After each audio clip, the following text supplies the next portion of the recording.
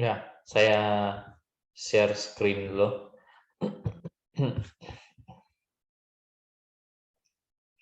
Nanti setelah bahan yang saya siapkan ini kita lihat, terus nanti kita bila memungkinkan balik juga ke beberapa pertanyaan yang tadi diajukan.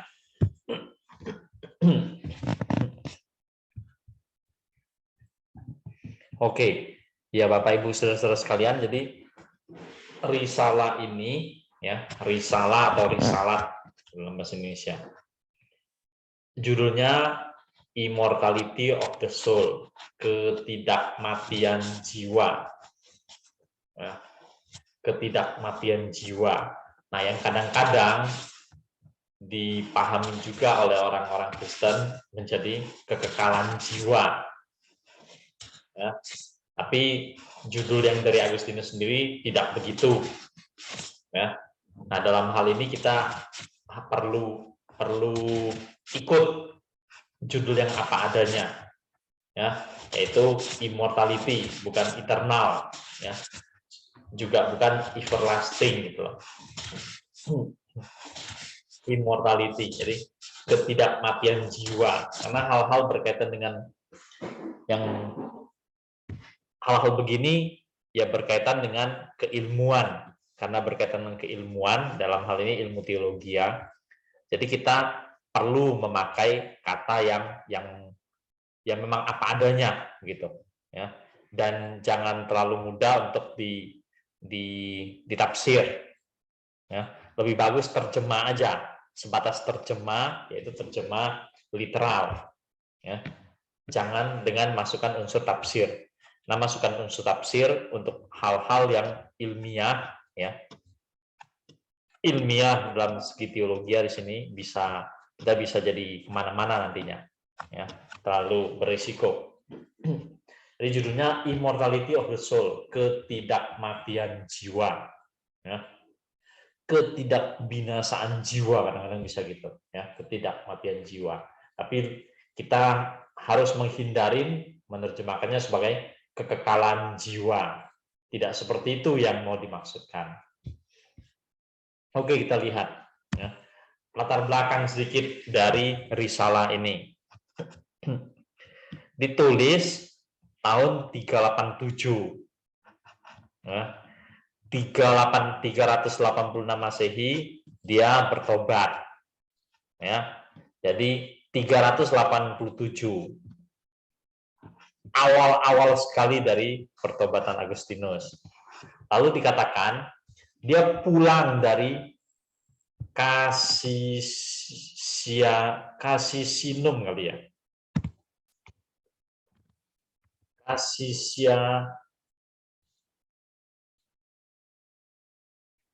Casisiacum kali ya.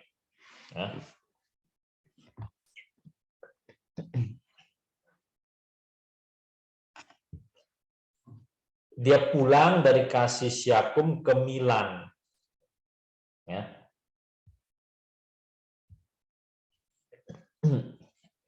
Terus nantinya dia akan dibaptis, tapi ini dia belum dibaptis ya. Persiapan untuk dibaptis, dan pada masa itu persiapan untuk dibaptis itu melalui satu sistem katekisasi yang ketat ya, yang tidak singkat. Katekisasi pada masa itu ketat ya, paketnya besar dan lengkap ya, waktunya juga tidak singkat. Terus di dalam karya ini ya, tidak dijumpai tentang kutipan Alkitab ya, mau nama kitab, nomor ayat, nomor pasal tidak ada, mau termasuk kata-kata tertentu yang berasal dari Alkitab ya, maksudnya frase-frase atau kalimat tertentu dari ayat tertentu dari Alkitab tidak ada itu ya. Nah, ini memang karya awal sekali dari Agustinus. Artinya apa? Dia sendiri belum terlalu memahami Alkitab. Dia sendiri belum terlalu memahami Alkitab. Dia masih dalam proses belajar tentang Alkitab. Dan itu pun masih batas lebih banyak adalah khotbah. Ya. Belakang-belakang dia terus secara sendiri, membaca, mempelajari. Maka risalah ini cenderung filosofi daripada teologi. Ya. Jadi dia bicara tentang jiwa. Iya, bicara tentang jiwa biasanya di dunia teologi. Tapi di sini dia bicara jiwa dari sisi filosofi. Ya. Untuk bicara jiwa dari sisi teologi belum memadain dia, belum sanggup. Ya, artinya ilmu dia dalam hal itu masih terlalu sedikit, ya, terlalu sedikit. Jadi dia cenderung berbicaranya secara filosofi. Nah, yang lebih tegas lagi, ada yang menulis masa ini, jadi masa awal Agustinus bertobat, itu merupakan satu peralihan dari pemikiran Neoplatonis ke Kristen. Ya. Nah, Neoplatonis memang dibandingkan berbagai ajaran lain yang Agustinus pernah pelajarin, Neoplatonis itu yang paling dekat ke agama Kristen. Ya, jadi Neoplatonis bisa menjembatani Agustinus untuk dia sampai pada iman Kristen. Ya, karena ajaran Neoplatonis memang banyak mirip dengan Kristenan. Yang ajaran Platonisme juga ada sisi miripnya dengan Kristenan. Ya. Tapi Neoplatonis lebih banyak lagi. Ya. Nah, kalau tentang Neoplatonis, kalau Pak Ibu mau dalamin satu kali, silakan. Neoplatonis banyak berhutang pada seorang tokoh namanya Plotinus. Ya, seorang tokoh namanya Plotinus. Terus tulisan Plotinus ini sudah diterjemahkan aslinya dalam bahasa Inggris. Ya, kita bisa cari dan bisa baca itu. Ya, lengkap. Nah, ini sedikit gambaran tentang latar belakang dari risalah ketidakmatian jiwa. Oke, sekarang kita maju, ya, maju kepada isi. Tadi sebagian sudah diuraikan oleh Pak Krisna, itu disarikan poin-poin sampai 16. Ya, sekarang kita lihat. Dalam risalah ini ada banyak kata yang sering muncul. Ya, tentunya kata yang paling sering muncul tentu jiwa, soul. Ya, tapi kata mind juga sering muncul dari kata reason. Ya, soul, mind, reason. Kalau kita mau tambah lagi ya mungkin body kali. Ya, tubuh. Ya, tapi tentu utamanya memang dia membahas tentang soul, ya, jiwa. Kata mind sering muncul, terus kata reason. Nah, dari tiga kata ini kita lihat-lihat, ya, apa gitu, mau kadang-kadang kita lihat mau terjemahan gimana gitu loh. Ya, soul. Nah, soul jelas pada umumnya kita terjemahkan jiwa. Ya, mind terjemahkan ya pikiran. Ya, kita jangan terjemahkan pemikiran, pikiran aja. Ya, pikiran. Terus reason, ya. Nah, reason biasanya kebanyakan kita terjemahkannya sebagai rasio. Ya, reason, rasio. Tapi dalam tulisan ini tampaknya kalau kita lihat kalimat demi kalimat, yang penting seperti tadi yang sudah Pak Krisna pakai, yaitu nalar. Kalau dia di sini, kalau di dalam tulisan Agustinus dipakai sebagai kata kerja, ya maka kita di sini terjemahkan aja bernalar. Ya, menalar atau bernalar. Nah, jadi tiga kata ini sering muncul. Soul, mind, reason. Jiwa, pikiran, nalar, ya, atau bernalar. Terus dikatakan gini, ketika tidur, waktu orang tidur, kala sedang tidur, ya pikiran tetap bekerja. Dikatakan begitu. Nah, nanti lebih jauh lagi tentang hal ini lebih tegas lagi, yaitu kekuatan jiwa tidak melemah waktu tidur. Ya, tadi yang dipakai Pak Krisna adalah tidak berkurang. Ya, tidak berkurang. Nah, dalam apa ini, di dalam kesimpulan dari penerjemah, memang dia pakai kata situ tidak berkurang. Ya, yang tadi kita cari itu undiminished, ya, tak berkurang, tak dikurangin. Ya.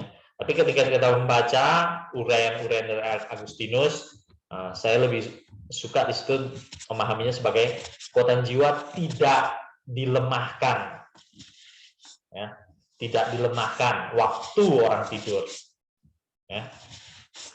Terus kalau tentang tadi masih juga tentang mengambil contoh tidur, ketika sedang tidur pikiran tetap bekerja, ya, ada penguraian seperti itu.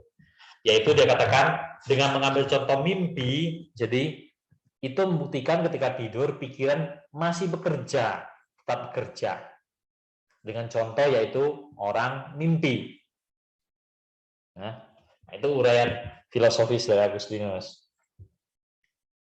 Ilmu itu ada, ilmu itu eksis, ya, dalam pikiran manusia. Ya.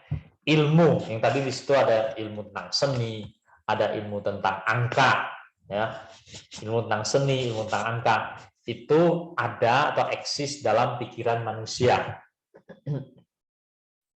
Nah, terus di dalam buku ini, ya, jiwa kekal, ya, di sini saya koreksi aja. Kita jangan pakai kata kekal, ya.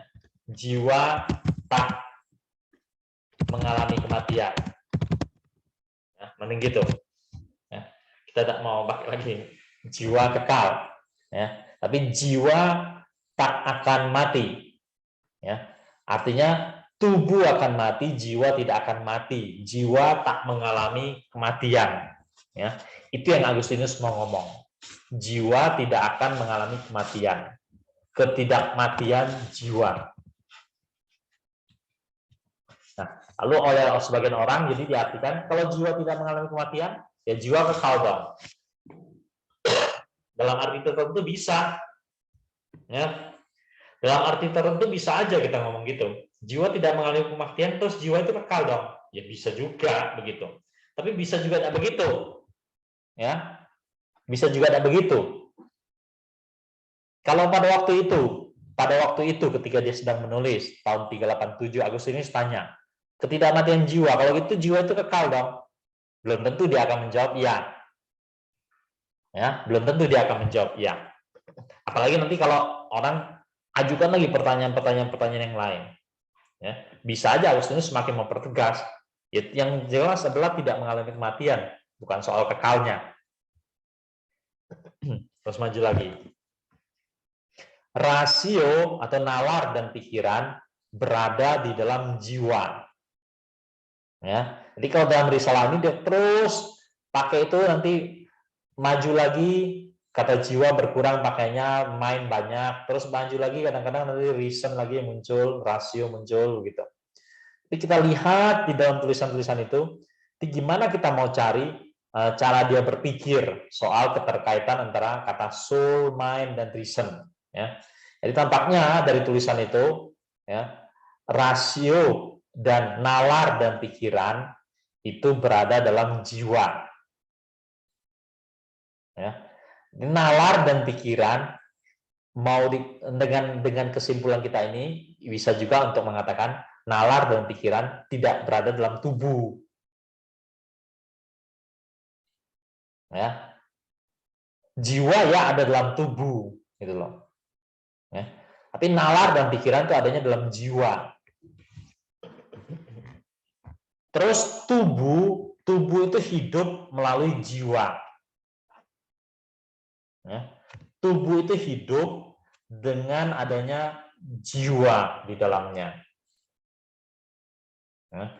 Tapi tubuh bisa mengalami kematian, begitu. Ya. Orang-orang pada umumnya juga setuju, ya Agustinus juga setuju.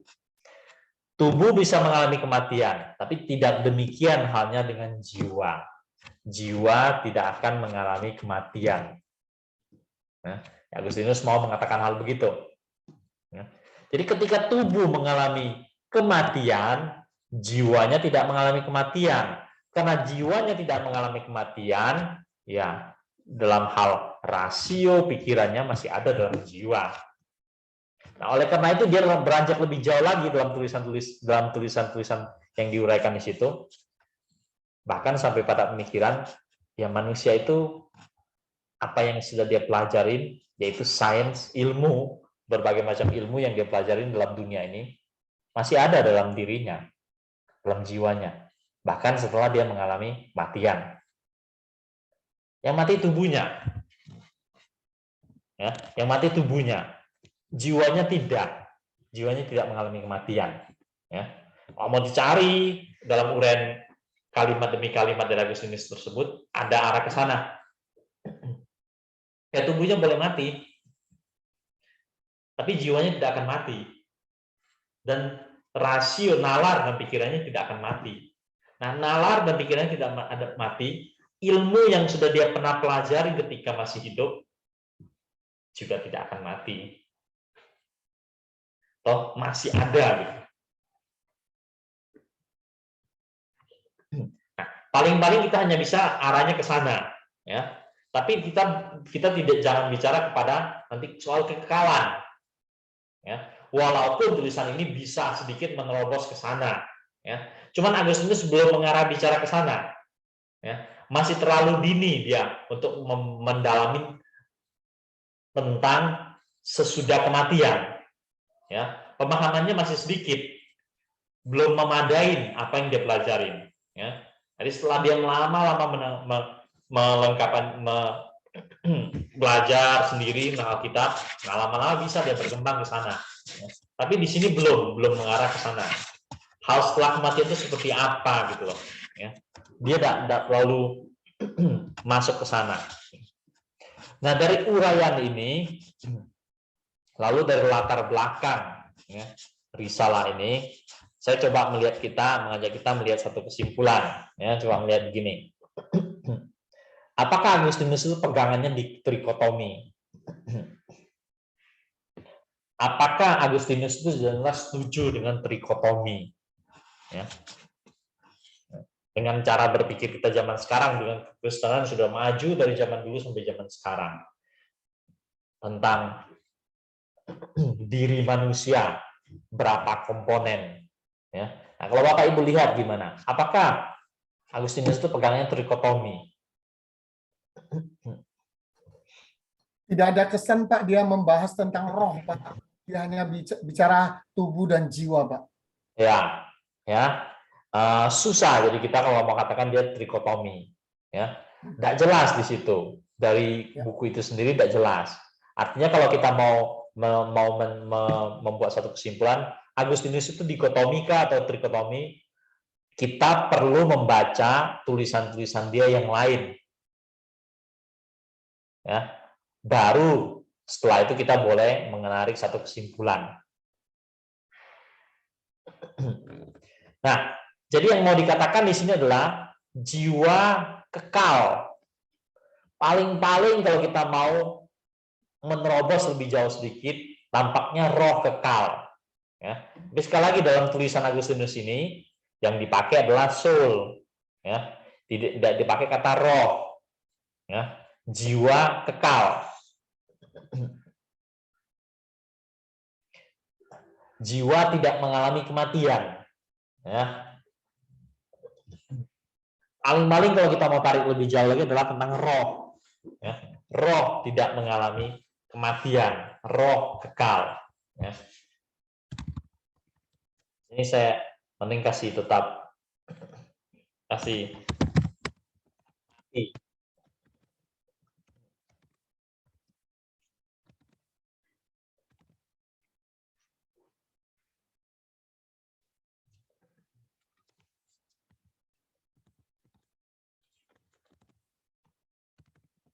lebih jauh lagi.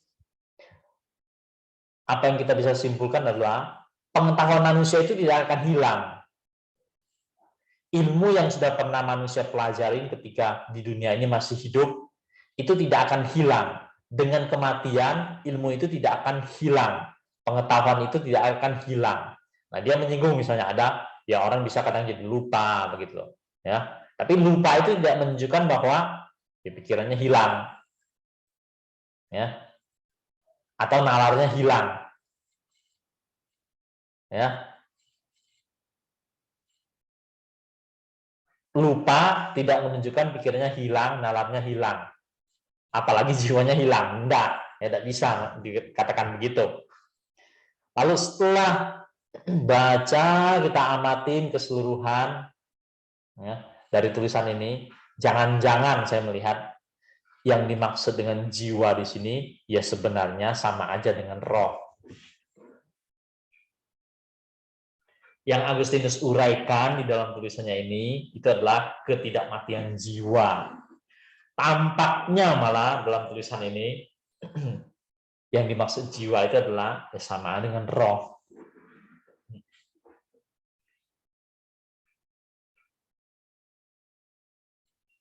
Oke, sampai sini lo.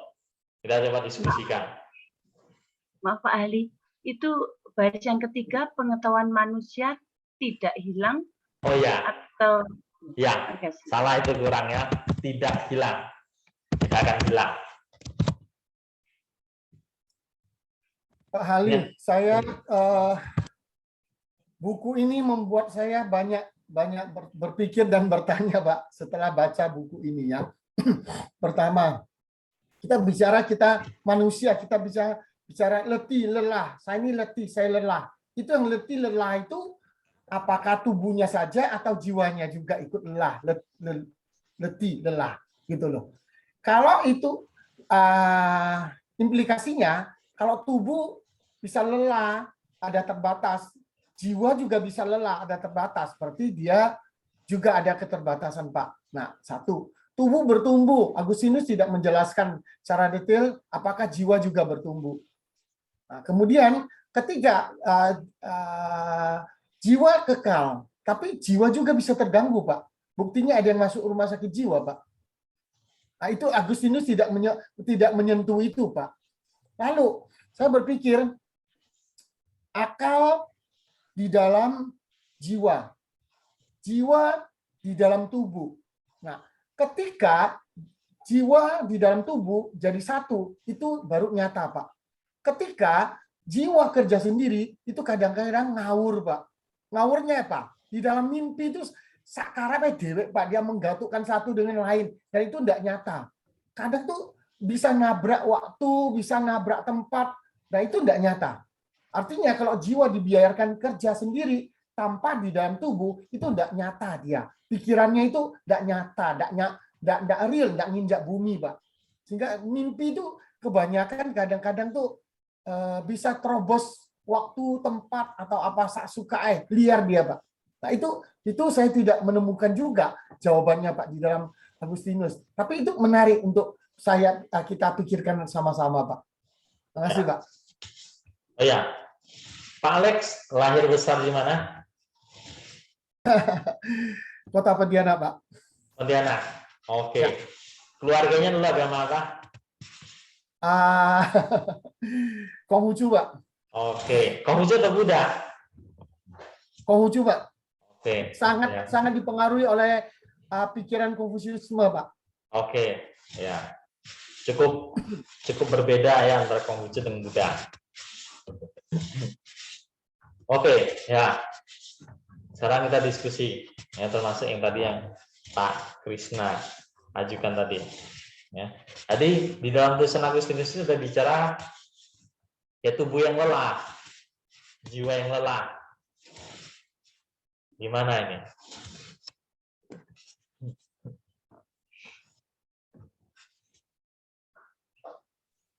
Kalau saya melihat dari bacaan itu Pak Ani, nampaknya memang yang menjadi pusat itu memang adalah jiwa.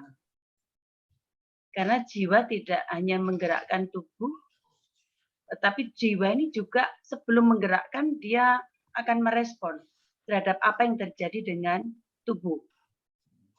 Jadi yang menjadi pusat makanya akan ada pembahasannya jiwa lebih unggul daripada tubuh. Karena memang fakta itu dari tulisan itu ya pusatnya itu ya di jiwa itu. Iya. Makasih, Pak. Ya.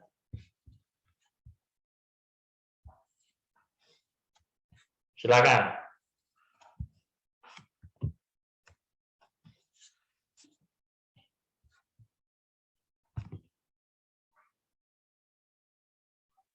Yang saya pikirkan itu loh, Pak. Ya Pak, sorry. Ya. Yang saya pikirkan itu loh, Pak.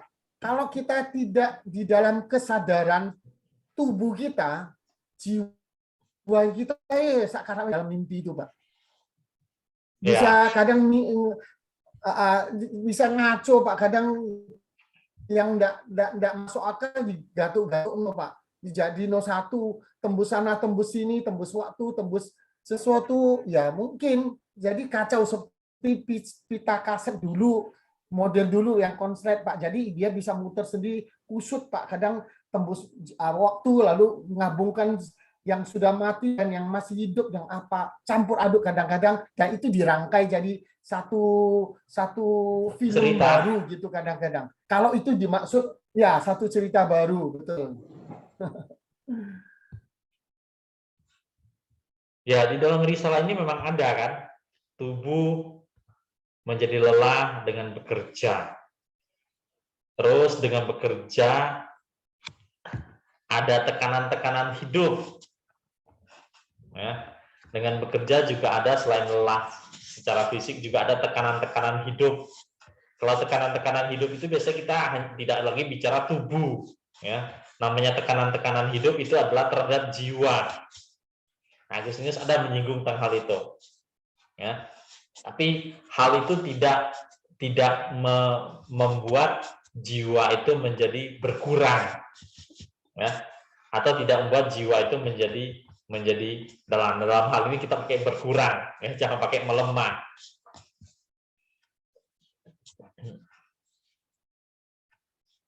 Terus maju lagi, dalam hal itu jiwa juga terkait, nanti di dalamnya mengandung juga, dalam jiwa itu ada bernalar dan berpikir, ya, pikiran dan nalar. Nah, dengan adanya pikiran dan nalar, maka manusia bisa punya pengetahuan atau ilmu, ya. Lalu dengan ketika kita bicara orang tidur, orang bermimpi, banyak hal yang kita jumpai justru adalah dicampur adukan di situ, ya. Jadi berbagai kenyataan fakta dalam hidup kita ini yang kita hadapin sehari-hari dari kecil sampai besar itu bisa dicampurkan dalam mimpi, ya, tercampur baur. Yang udah lewat 20 tahun lalu dengan yang baru sekarang terjadi campur baurkan, ya. Atau orang yang tidak kita kenal di sana, orang yang kita kenal si A di sana dengan si Z tempat lain, terus bertemu dengan kita, dicampur baurkan dalam satu kejadian, padahal A dan Z tidak pernah bertemu. Kita memang pernah mengenal A, kita mengenal Z, tapi A dan Z tidak pernah bertemu. Tapi dalam mimpi kita itu, kita ditambah A dan Z bertemu bersama dan ada kejadian tertentu, begitu, ya. Saya dicampur baur begitu di dalam mimpi, ya, dalam mimpi.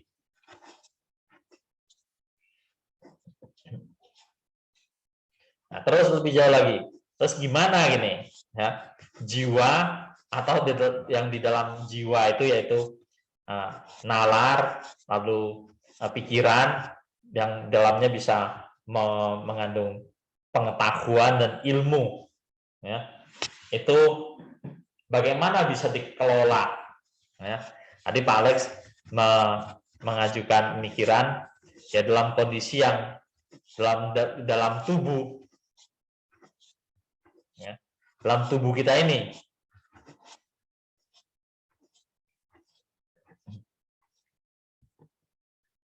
Kita coba membatasi diri, jangan masuk terlalu jauh soal setelah kematian, ya. Kita membatasi diri, jangan masuk terlalu jauh soal kematian, ataupun kalau masuk soal setelah kematian, kita membatasi diri, jangan lu terlalu bicara tentang tubuh yang baru, ya, yang dimana hal itu masih asing bagi Agustinus pada waktu menulis kitab ini, risalah ini.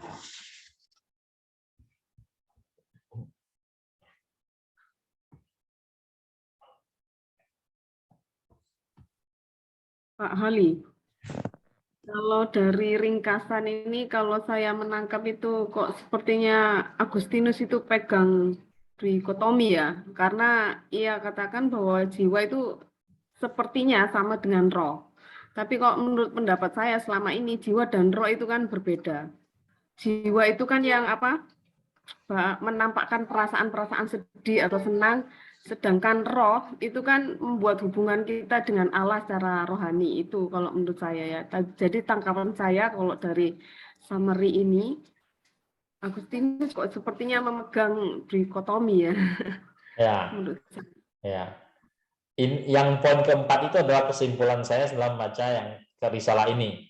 Ya, kesimpulan saya setelah membaca risalah ini, dia membahas tentang tubuh, tentang pikiran, tentang ilmu, tentang pengetahuan, ya, tentang orang tidur, tentang orang bekerja lelah dan seterusnya, ya. Dari situ terus saya lihat kok sepertinya dia mengkontraskan, ya jiwa, tubuh ya tubuh, jiwa dengan tubuh. Jadi dia bicara gitu kan.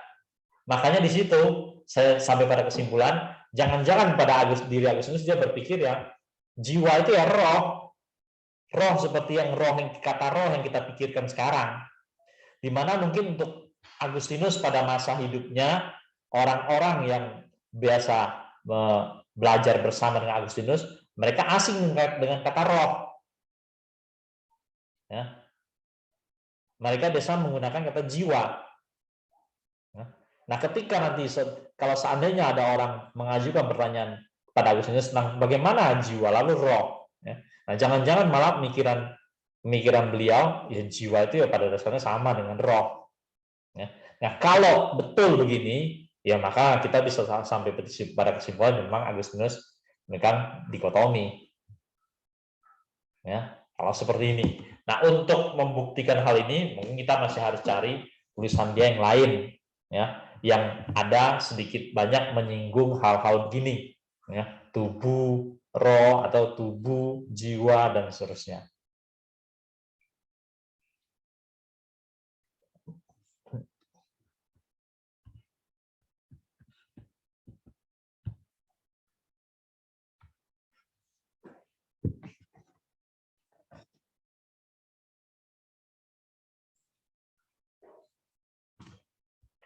Pada umumnya atau kebanyakan kalau kita mengamati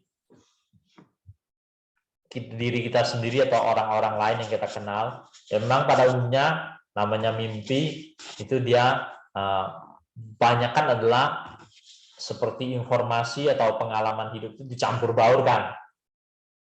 Ya. Nah, ini barangkali yang kita coba bisa pelajari bersama, yaitu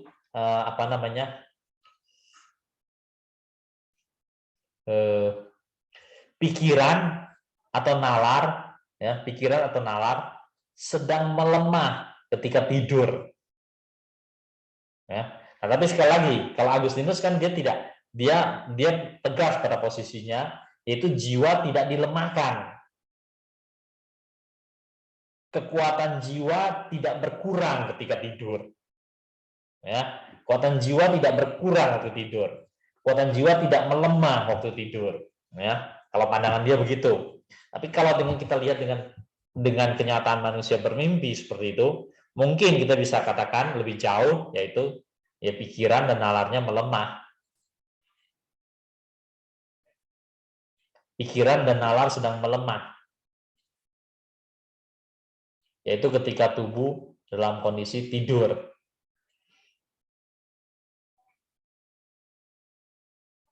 Terus kita coba tarik lebih jauh lagi. Bagaimana dengan orang-orang mengatakan sakit jiwa?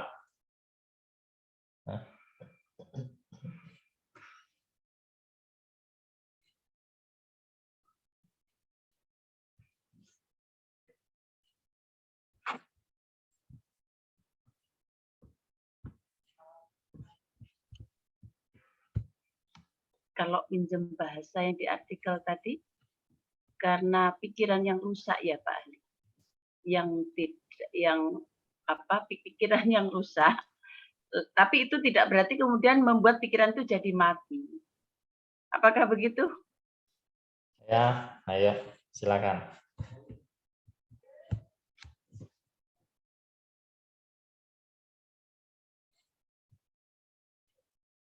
Kita sepakatin dulu bersama tadi apa yang dikemukakan oleh Ibu Ida, ya.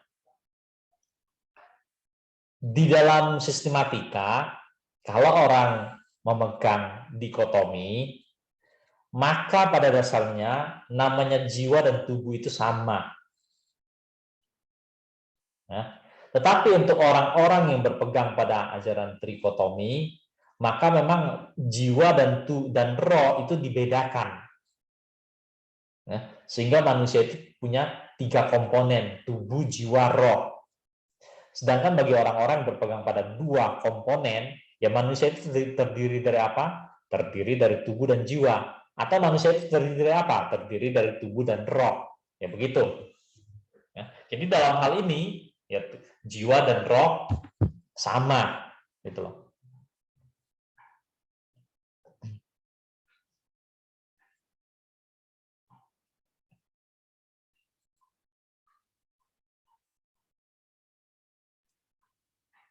Berarti jiwa itu, katakanlah jiwa itu tidak mati, tetapi pikiran kita kan berkembang gitu ya. Maksud saya manusia itu bisa tumbuh berkembang, dan alangkah apa ya, jiwa itu ketika manusia tubuhnya mati, nah ya otomatis jiwanya nggak berkembang, Pak.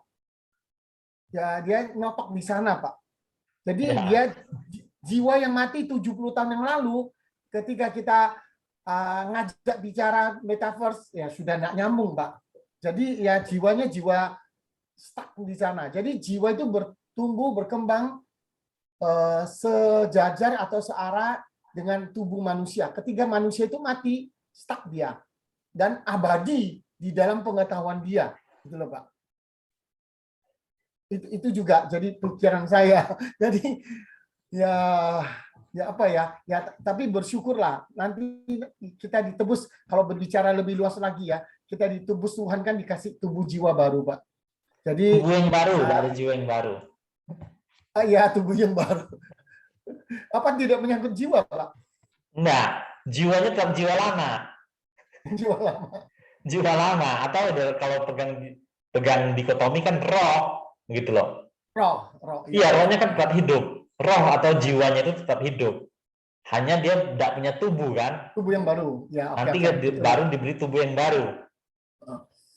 Berarti tidak ada pembaruan jiwa, Pak ya? Tidak ada. Enggak, setelah kematian kan tidak.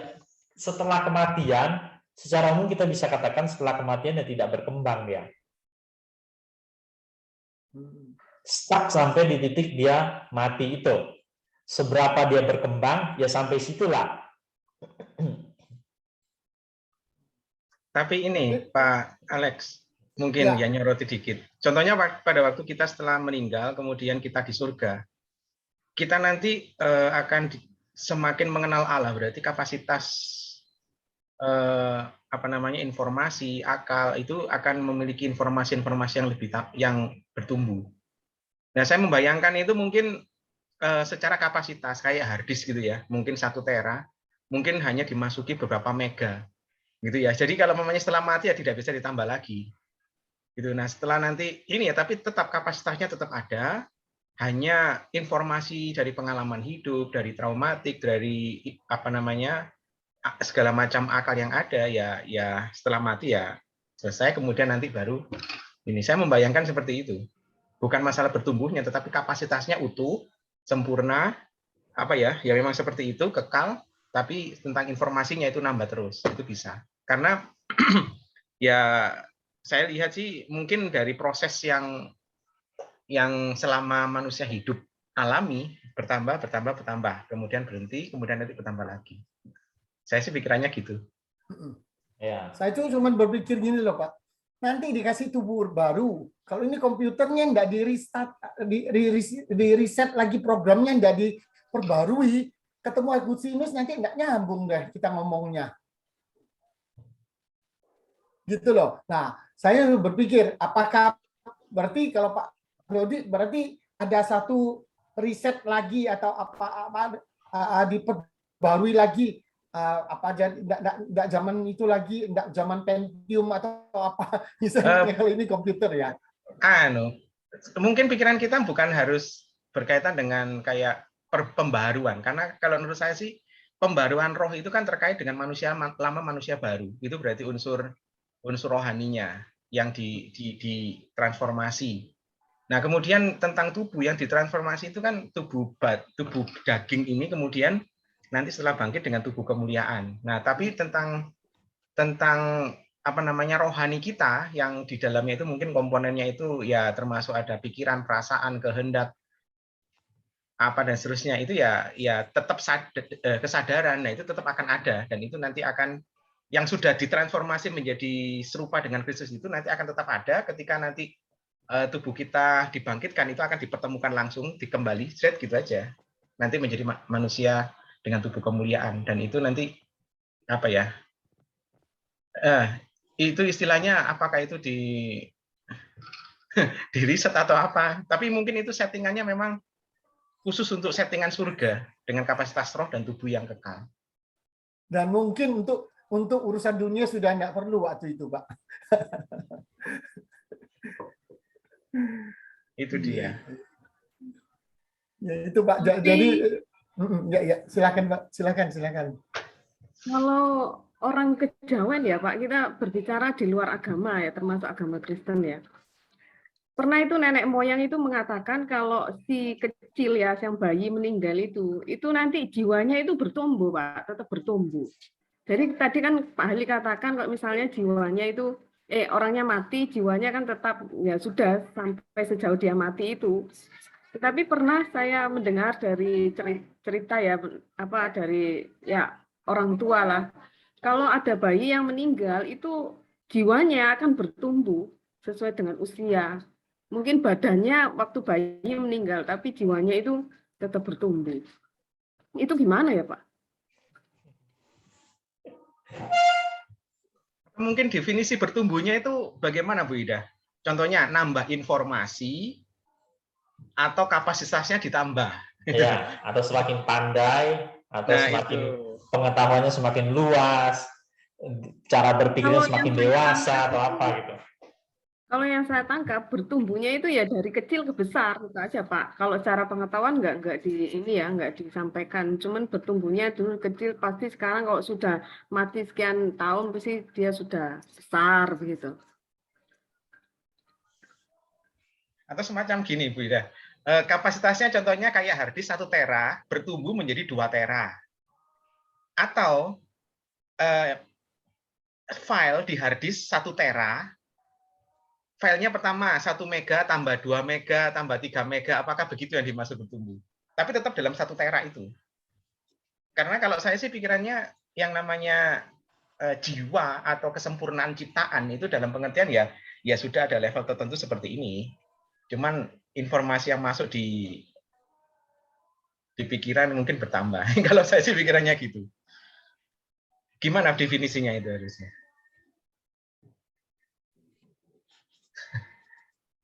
Nggak bisa jawab saya Pak. Nah itu dia. Berarti saya ketika baca ini ya tentang jiwa ini, karena ya tadi ada unsur platonisme itu tadi, jadi agaknya gimana ya cara menalarnya itu atau menyimpulkannya itu memang agak ngambang bagi saya, jadi nggak ngerti saya. Terlalu luas juga iya, terlalu tidak dimengerti juga iya gitu ya. Tapi sedikit dimengerti ada yang ditangkap, tapi ya masih nggak tahu jelas.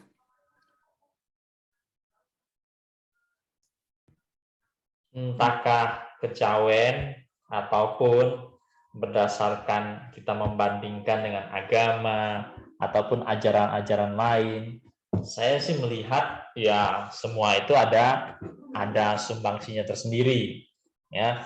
Tapi sekali lagi sumbangsinya itu bisa positif, bisa negatif.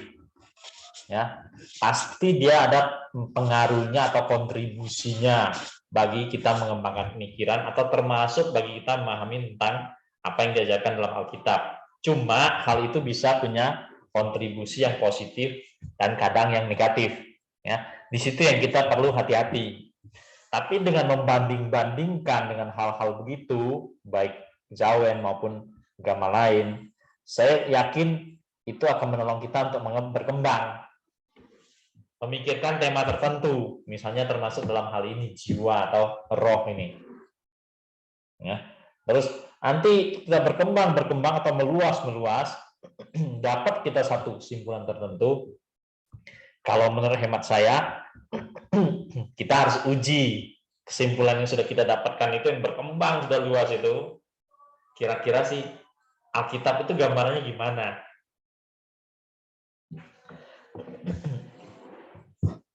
Kalau yang di dalam Alkitab mengarahnya kepada pemikiran itu, ya jangan-jangan memang begitulah kebenaran yang sesungguhnya. Yang kebenaran yang Tuhan maksud yang kita belum tahu itu.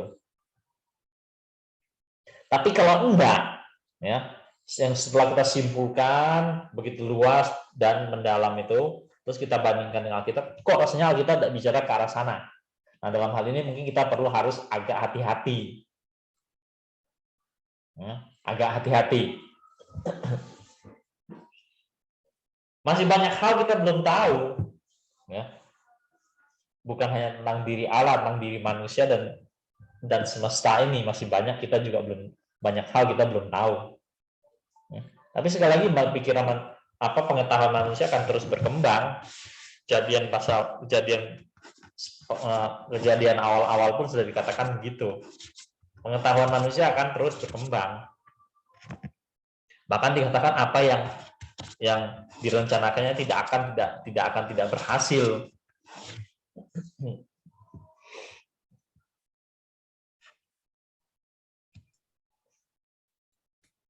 Balik. Ya. Akal budi itu apakah sama dengan jiwa? Atau di dalam jiwa? Ya, silakan Bapak Ibu sekalian. Terus kalau memang tadi dikatakan Pak Ali di dalam tadi isi itu kalau tidak salah tentang mind ya, istilah mind itu pikiran ya. Nah, sedangkan di Alkitab itu kasihlah Tuhanmu dengan segenap jiwamu, segenap akal budimu. Nah ini lalu yang dimaksud dengan jiwa, dimaksud dengan akal budi, atau kalau itu mind dalam terjemahan Inggris itu berarti apakah sama itu? Atau berbeda? Pak Krisna, coba. Kalau lihat dari yang bacaan yang seperti ini sih, akal, pikiran itu ada di dalam jiwa gitu Pak. Saya menyimpulkannya gitu kalau lihat dari bacaan yang hari ini. Tapi terus kemudian sebenarnya waktu saya copy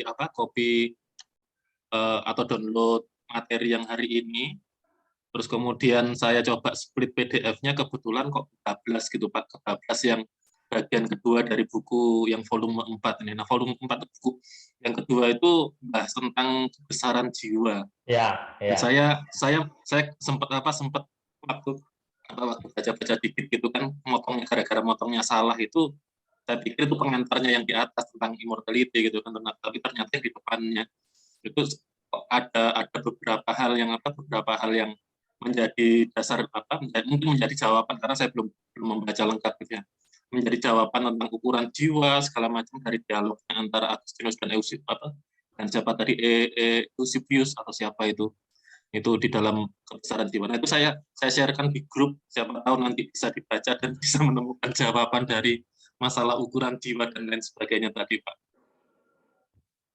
Ya. Ya, jadi yang bagian waktu lalu yang sudah di-share itu, volume 4 itu Immortality of the Soul. Terus di volume 4 itu, setelah Immortality of the Soul, risalah Agustinus yang berikutnya, Magnitude of the Soul. Ya. Nah, saya juga belum baca, tapi waktu saya lihat itu, di situ bahkan ada gambar-gambar ya, gambar segitiga, gambar bujur sangkar, begitu-begitu ya. Jadi dia bicara banyak hal, nanti bahas ke arah pengetahuan ya, ke arah bernalar, berpikir, itu pengetahuan, ilmu, sains gitu. Larinya ke sana ya. Jadi dari risalah yang satu ini yang kita pelajari bersama, itu cukup jelas jiwa diperhadapkan dengan tubuh. Lalu di dalam jiwa itu memampukan manusia punya nalar, punya pikiran, ya, sehingga manusia bisa bernalar, bisa berpikir. Itu ada kapasitasnya di dalam jiwa.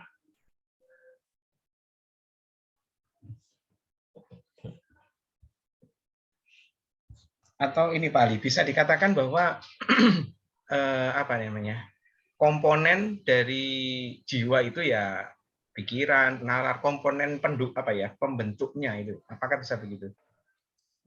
Bisa juga, ya, kita mau katakan begitu. Jadi manusia itu komponennya apa? Ya kalau kita berpegang pada dikotomi berarti kan tubuh dan jiwa atau tubuh dan roh. Nah di dalam roh itu ada apa? Di dalam roh itu ada pikiran, ada nalar.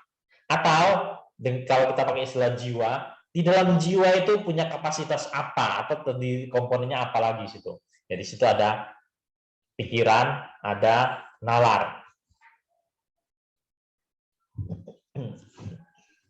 Berarti di Alkitab itu Pak, mengasihi Tuhan dengan segenap jiwa dan akal budi, kok beda ya?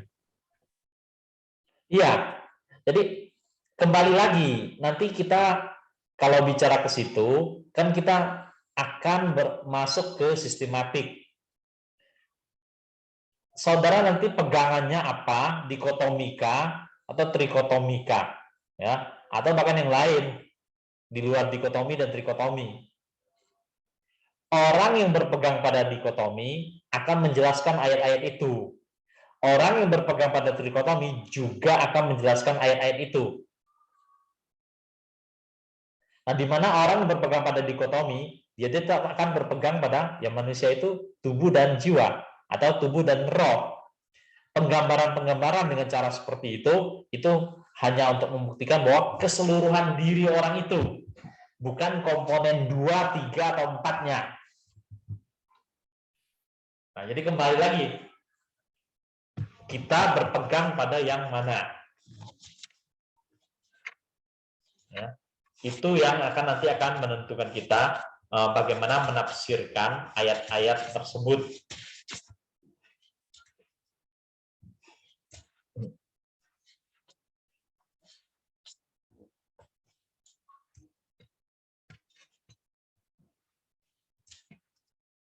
Mestinya kalau saya sih lebih setuju orang sakit tubuh ya ada sakit jiwa dan ada sakit roh juga. Saya sih lebih setuju itu.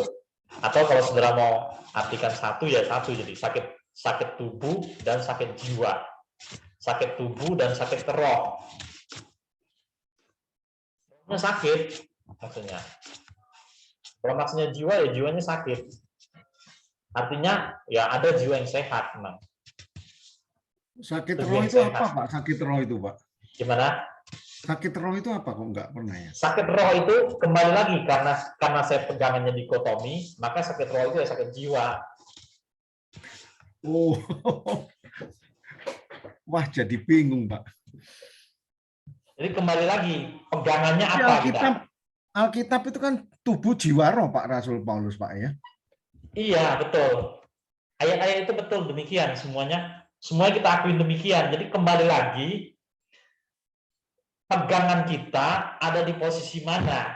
Dikotomika atau trikotomi atau bahkan di luar itu. Ya, saya sih masih memberikan kesempatan orang punya prinsip di luar dikotomi dan trikotomi dan memang ada arah-arah ke sana. Ya, ada petunjuk-petunjuk ke sana.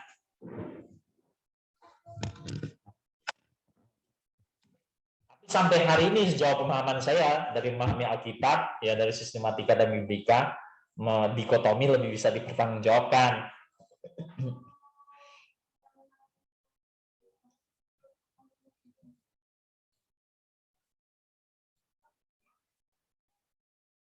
Oh Pak Ali berarti dikotomi ya Pak ya? Iya, kalau saya pegangannya dikotomi. Tapi saya tidak menutup kemungkinan terhadap orang berpegang pada namanya tetrakotomi. Kalau dikotomi berarti jiwa sama dengan roh ya Pak ya? Sama dengan jiwa, jiwa sama dengan roh. Jadi manusia itu hanya terdiri dari tubuh dan jiwa. Atau tubuh dan roh. Kalau akal itu berarti ya ada di dalam roh itu ya Pak ya? Akal ada dalam jiwa atau akal dalam roh, ya sama aja.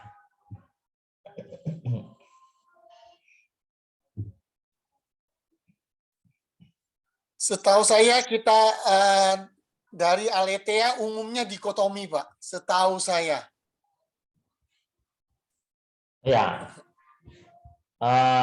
saya juga percaya itu, ya. Walaupun saya belum membaca apa namanya yang bahan yang diterbitkan oleh sinode gitu, ya. Cuma masalahnya ketika setiap mahasiswa tamat itu orang-orang tetap akan harus ambil putusan bagi dirinya sendiri, toh. Ya, Pak. Setiap orang akan mengambil keputusan bagi dirinya sendiri, artinya dia berpegang pada apa, dan bukan hanya soal manusia, ya, doktrin yang lain nanti juga, toh, termasuk doktrin akhir zaman kan, termasuk doktrin-doktrin yang lain yang kita masih belum banyak bicara gitu, termasuk tadi yang dipertanyakan kan oleh Pak Krisna. Tadi gimana nih, jiwa itu dari mana sih, ya? Nah, di dalam tulisan Agustinus ini ketidakmatian jiwa memang tidak menyinggung sama sekali, ya. Jadi kalau kita mengejar pada pertanyaan itu, mau tidak mau kita akan cari ke sistematik, ya. Tadi Ibu Rina katakan satu sumber mengatakan ada 3 kemungkinan, ya, jiwa itu. Nah, kembali lagi, setiap orang ketika sekolah teologi, dosennya mengajarkan, terus ketika dia tamat, nanti dia harus akan memilih bagi dirinya sendiri. Katakan masalah jiwa tadi asal usulnya. Toh nanti ketika dia terus ditanya, mau tidak mau dia akan harus menyatakan sikap, ya. Apakah satu di antara 3 itu, ataukah termasuk dia bisa mengembangkan satu pemikiran baru, sah-sah saja, ya. Dia menggali lagi dalam kitab, dia siapa tahu dia bisa melahirkan satu pemikiran yang baru. Saya sih persilakan aja, ya. Tapi minimal apa yang kita sudah pelajari bersama itu pasti ada kontribusinya.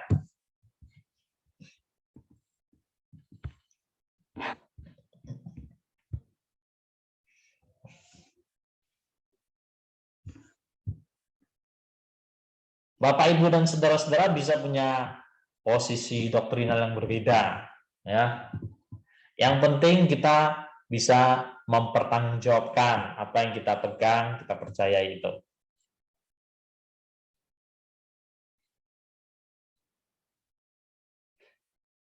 Apa yang sangat jelas, ya bersyukur sudah sangat jelas. Apa yang kurang jelas, ya mungkin nanti suatu hari menjadi jelas, atau setelah kematian baru menjadi jelas, ya. Setelah kematian baru menjadi jelas. Maksudnya itu adalah ya setelah nanti menjadi jelas, ya setelah tubuh yang baru itu baru menjadi jelas. Tapi apa yang sudah bisa cukup jelas, ya kita pegang baik-baik. Apa yang kurang jelas, ya biarlah nanti mudah-mudahan satu hari menjadi jelas.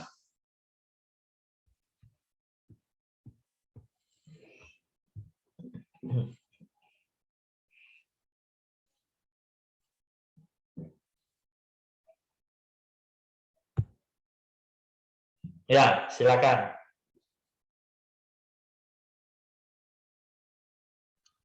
Iya, Pak Ali.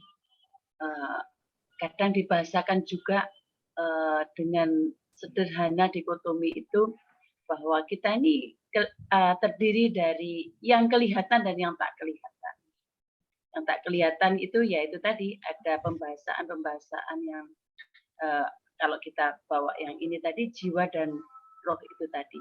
Cuman kalau saya lihat semakin ke belakang ini tadi diskusi kita ya Pak Ali, saya pikir yang Pak Ali tuliskan itu kayaknya memang yang di summary itu, kayaknya memang Agustinus itu sebetulnya dalam artikel risalah ini ya, tulisan pendek ini hanya ingin menyampaikan bahwa jiwa itu tetap akan ada. Begitu, dengan bahasa tidak mati itu di sana adalah tetap ada. Begitu ya, tidak hilang, tidak musnah, sebagaimana tubuh ini akan musnah karena entah ke tanah atau bagaimana, tapi jiwa itu akan tetap ada. Terus yang kedua, dia kayaknya mencoba menjelaskan ada apa dengan jiwa itu, di mana ada isi pikiran, ada nalar dan seterusnya itu. Apakah seperti itu ya Pak ahli? Iya, jadi memang Saya lihat arah-arah Maaf Pak ahli, pembicaranya itu, saya lihatnya itu loh Pak ahli, yang kalau kita lihat di pendahuluan itu Pak ahli, itu kan si siapa ini yang membuat buku itu kan mengatakan bahwa Agustinus Muda itu pertanyaan yang menantang dirinya begitu ya. Apakah aku ini akan abadi, begitu ya Pak ahli ya? Saya pikir kayak mungkin dia sebetulnya hanya ingin menyampaikan saja bahwa memang aku ini akan abadi, yaitu jiwaku itu yang akan abadi, yang maksud tetap ada, tidak mati. Gitu. ya, Makasih Pak ahli. ya. Tadi dia banyak dipengaruhi oleh pemikiran Neoplatonisme. Ya. Dari pemikiran Platonisme sendiri pun ya sudah cukup jelas, yaitu soal jiwa. Ya, jiwa lebih penting dari tubuh, hal-hal begitu. Ya, pemikiran Platonisme. Nah, pemikiran Neoplatonisme menjadikan pemikiran Platonisme itu lebih mirip dengan kekristenan. Nah, sehingga ini tampaknya merupakan jalan yang dipakai Tuhan untuk Agustinus sampai pada menerima iman Kristen. Ya, tapi tetap sekali lagi, bagaimanapun Neoplatonisme juga masih ada perbedaannya dengan kekristenan. Ya, cuma dibandingkan Platonisme dengan kekristenan, Neoplatonisme itu bisa bilang berada di tengah-tengahnya. Nah, di sini yang kita pahami sebagai satu jembatan penghubung, ya, untuk Agustinus sampai pada iman Kristen. Ini kita berbicara dari pergumulan dia sebagai seorang filsuf, ya, pencarian dia sebagai seorang filsuf, dari Manikeisme, dari agama yang meramal, terus ke Neoplatonisme, baru sampai pada iman Kristen.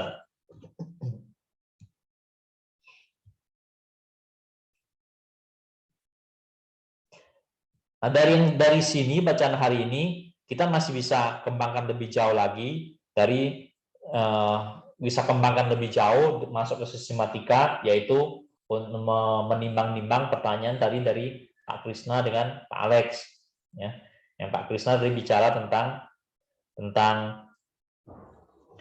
dari mana asalnya, ya, jiwa itu. Terus Pak Alex bicara tadi bagaimana setelah kematian, apakah jiwa itu akan mengalami perkembangan. Nah, dua pertanyaan ini kita dari sini bergerak masuk ke sistematik. Kalau kita mau mengejar jawaban bagi dua pertanyaan tersebut.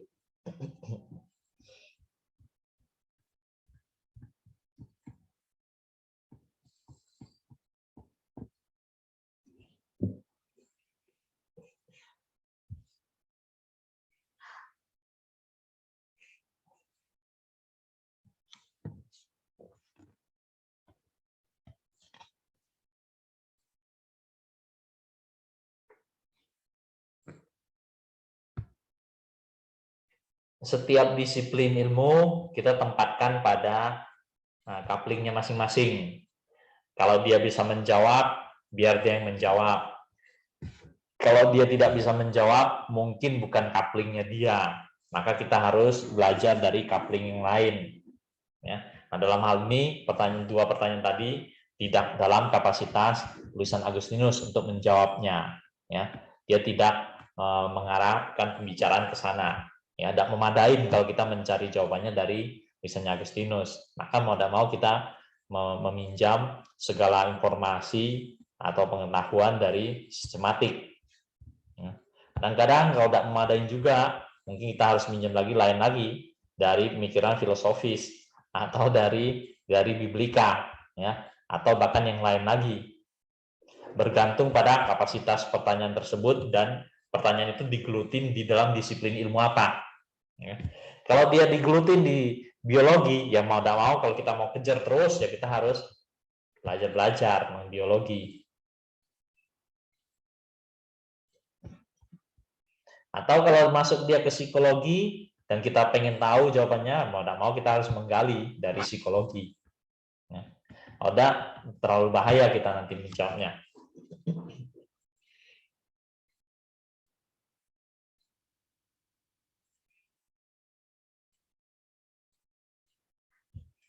Dulu orang-orang Kristen di abad pertengahan bersiteguh berpegang mati-matian, yaitu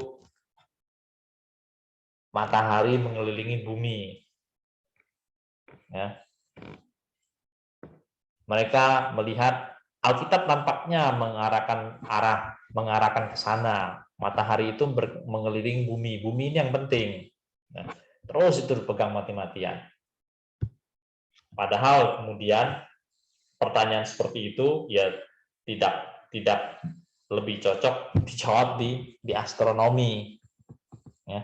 Dan ternyata kemudian astronomi melihat, meneliti, dan sampai pada kesimpulan tidak begitu. Ya, yang terjadi justru adalah sebaliknya, yaitu bumi yang mengelilingi matahari, bumi yang mengitari matahari.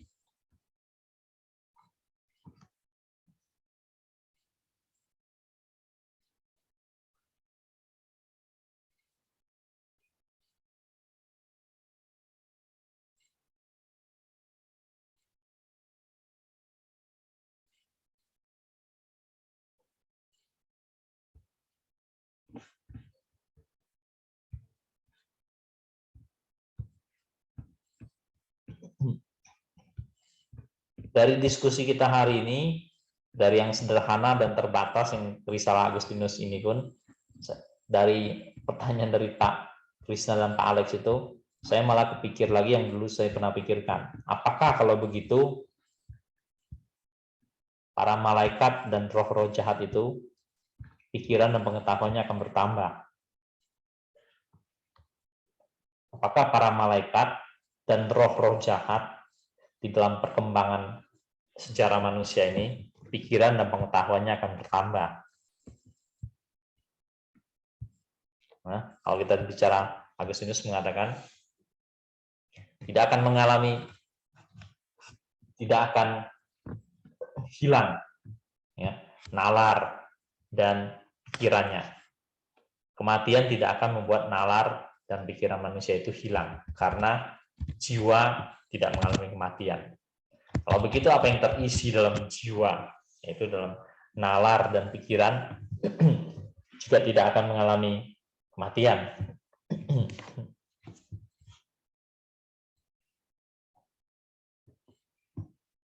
Kalau dengan konsep dikotomi, ya, berarti malaikat dan roh jahat itu juga punya jiwa, dan mereka hanya makhluk jiwa, ya, yang kita sebut dengan kata makhluk roh.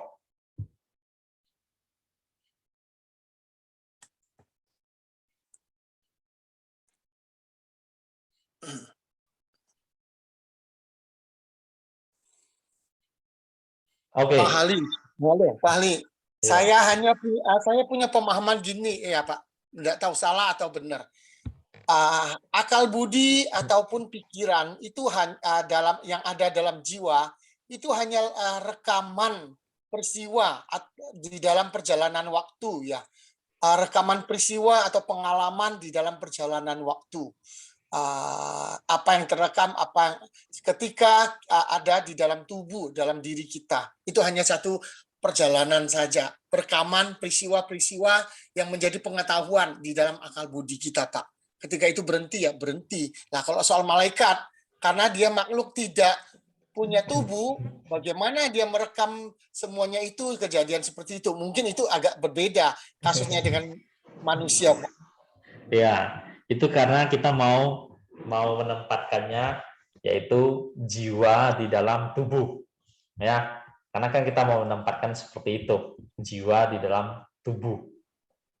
Sementara memang pada manusia memang ada komponen itu. Sementara pada malaikat ya tidak ada komponen itu, dia hanya punya satu komponen gitu. Ya, dia hanya punya satu komponen, yaitu jiwa, atau kalau kita mau sebut dengan roh saja.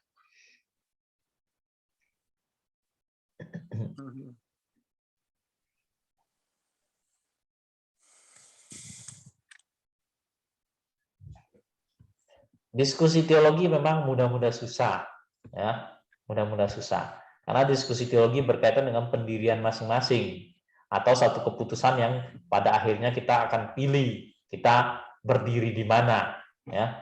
Terus diskusi teologi atau sistematik ini juga kadang-kadang sedikit banyak susah dilepaskan dari ideologi. Ya, ideologi lebih repot lagi. Orang berpegang pada satu ideologi, orang berani mati untuk ideologi tersebut. Ya, termasuk ideologinya ngaco sekalipun bisa begitu. Ya. Nah, kita juga harus berhati-hati di sini. Ya. Doktrin-doktrin yang besar yang penting, ya, kita harus pegang baik-baik. Tapi doktrin-doktrin yang lebih tidak sangat gimana ya bicaranya, doktrin-doktrin yang agak minor disebut gitu. Di kalangan orang Kristen pun ada perbedaan-perbedaannya, perbedaan-perbedaan pandangan. Ya. Termasuk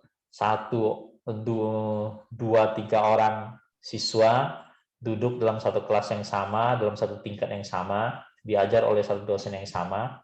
Setelah mereka tamat, mereka bisa punya pandangan berbeda. Nah, saya sih tidak menghalangi mereka punya pandangan berbeda, ya, tapi mereka tidak harus menjadi musuh. Ya, mereka pernah satu tingkat, ya biar mereka bersyukur pernah bersama-sama satu tingkat. Tapi setelah tamat mereka bisa punya pandangan berbeda. Toh mereka sebagai seorang manusia mungkin saja hal itu terjadi.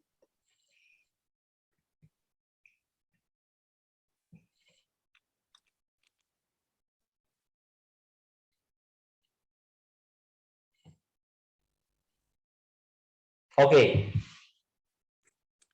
Kalau ada yang bahan diskusi kita hari ini cukup sampai sini.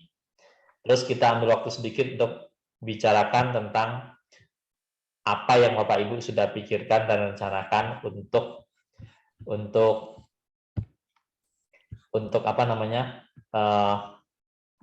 paper